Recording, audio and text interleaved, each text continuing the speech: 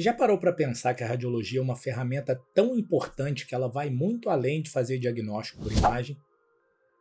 Às vezes nós somos tentados a pensar apenas de forma diagnóstica, ou seja, identificar um padrão e colocar um nome nele. Mas e se eu te disser que o que a gente faz na prática todo dia vai muito além disso?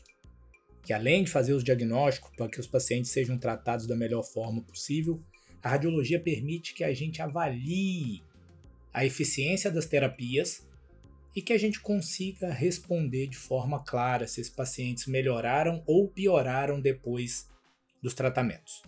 Hoje o que a gente vai fazer é dar um primeiro passo na avaliação da resposta dos tumores, que é um tema-chave e a gente tem diversas classificações.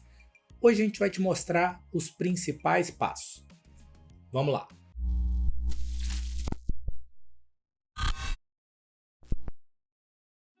Se você está chegando agora e ainda não me conhece, eu sou Rodrigo Flamini, médico radiologista, editor-chefe do Radioposts, e hoje a gente vai discutir esse caso aqui, um caso bastante interessante e que permite que nós façamos uma avaliação direta da progressão ou resposta da doença desse paciente. Estamos falando de um paciente do sexo masculino com diagnóstico firmado de adenocarcinoma de cólon estadio 4, já com lesões hepáticas. Então a gente já viu essas lesões, já definiu, essas lesões já foram biopsiadas, a gente já sabe que elas são metastáticas. Então o nosso trabalho, à medida que a gente for dar o relatório, montar o laudo desse paciente, não é mais responder se essas lesões são lesões metastáticas ou não. Isso o oncologista já sabe. O objetivo desse exame é avaliar a resposta à terapia. Então esse paciente fez quimioterapia e o que o oncologista quer saber é: essas lesões reduziram de dimensões, elas desapareceram ou elas aumentaram de tamanho? Dessa forma, o radiologista acaba sendo uma pedra fundamental, um profissional fundamental no manejo dos pacientes oncológicos. Esse aqui é o nosso primeiro exame. E aqui a gente tem um exame para comparar, que é o exame que a gente vai chamar de atual.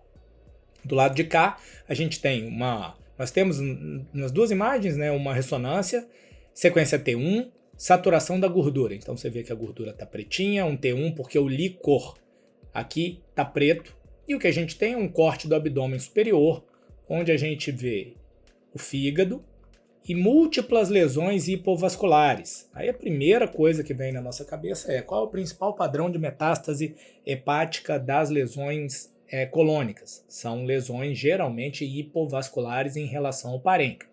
Então a gente já está identificando um padrão que a gente usa para fazer o diagnóstico. Então a gente tem uma lesão aqui no domo hepático, a gente tem uma outra lesão, uma lesão maior aqui no segmento 7, 3, 4 lesões, 5, e é até difícil de separar essa lesão dessa lesão aqui. A gente tem uma outra lesão aqui, outra, 7, 8, 9, 10. E aí a primeira dúvida que a gente tem quando a gente vai descrever é se eu uso alguma, se eu uso múltiplas. Isso você não vai encontrar em nenhuma literatura, né? O que separa algumas de múltiplas. Se você encontrar, compartilha aqui com a gente. Uma estratégia que eu uso é: se tiver 10 ou mais, eu uso múltiplas, tá? E quando são 3, 4, eu digo 3, 4, 5. Se for entre 5 e 10, eu digo algumas lesões. E aí você pode falar: mas o relatório vai ficar vago. Não.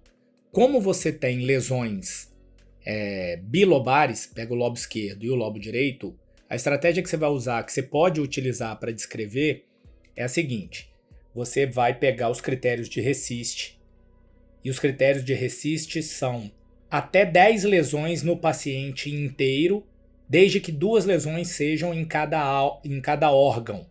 Então você vai escolher 2 lesões hepáticas. Então, como é que você vai escolher as 2 lesões hepáticas para defini-las como lesões-alvo?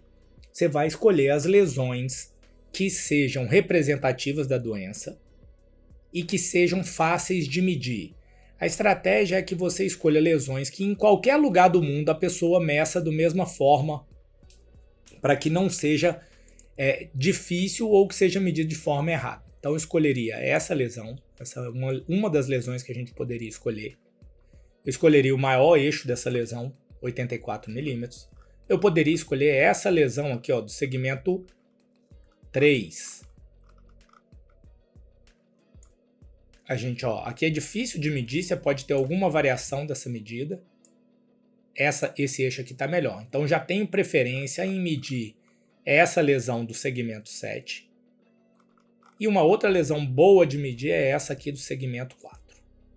Ponto importante. Você vai valorizar o maior eixo da lesão. Então aqui eu peguei 48 milímetros, 49 quando você arredonda. E aqui eu peguei 84 milímetros. Tá? Rodrigo, eu dou uma medida só ou duas? Eu dou duas medidas da lesão, mas para o resist você só vai usar o maior eixo. Então, como é que eu colocaria isso no relatório, né?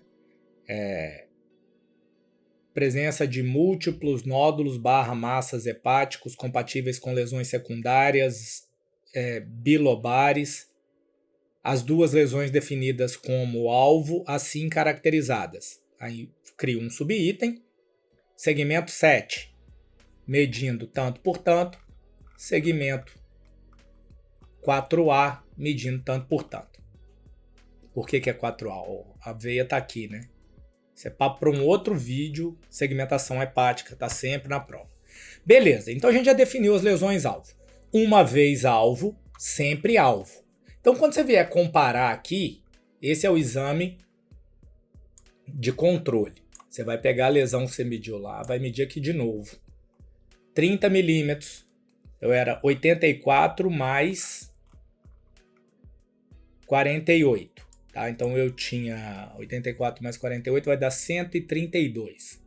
Aqui eu vou pegar 30 mais 30 milímetros, tá? Só para não ficar confuso aí. Cadê do segmento 7? Aí você vai lá no segmento 7 e pega o maior eixo da lesão. Não tem que ser o mesmo eixo, é o maior eixo da lesão. Tá? Então, eu tenho 30 mais 55. 85 e 132. Então, 85 dividido por 132, estou fazendo a calculadora aqui, é igual a 64. Então houve uma redução de 36%. A princípio é uma resposta parcial à terapia instituída. Por que a princípio é uma resposta parcial? Porque você tem que olhar se houve surgimento de alguma outra lesão. Se você tiver surgimento de novas lesões, você vai partir para progressão de doença, embora você tenha tido uma redução das dimensões.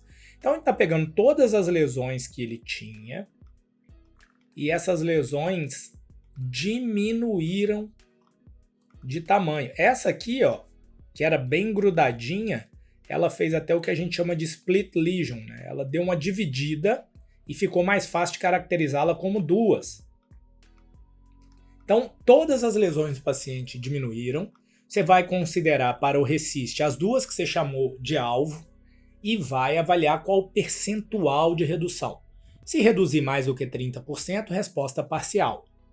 Se aumentar mais do que 20%, progressão da doença. Se surgir lesão, progressão da doença. Se tiver no intervalo entre mais 20% e menos 30%, você vai chamar de doença estável.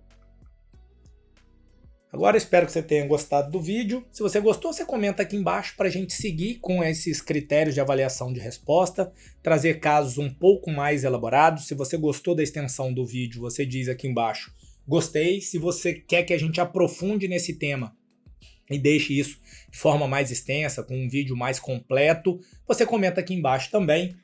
E o disclaimer é, se você é paciente, seja muito bem-vindo ao canal, mas esse canal ele tem um objetivo educacional para o médico. Se você adquiriu o conhecimento, fico muito feliz por isso, mas você, em hipótese alguma, deve utilizar esse conhecimento para se autotratar ou se autoconduzir. Para isso, é imperativo que você leve seus exames ao médico que os solicitou para que ele possa te avaliar fisicamente, veja seus exames laboratoriais e de imagem e tome a melhor decisão para conduzir o seu caso. Espero que vocês tenham gostado e a gente se vê no próximo vídeo.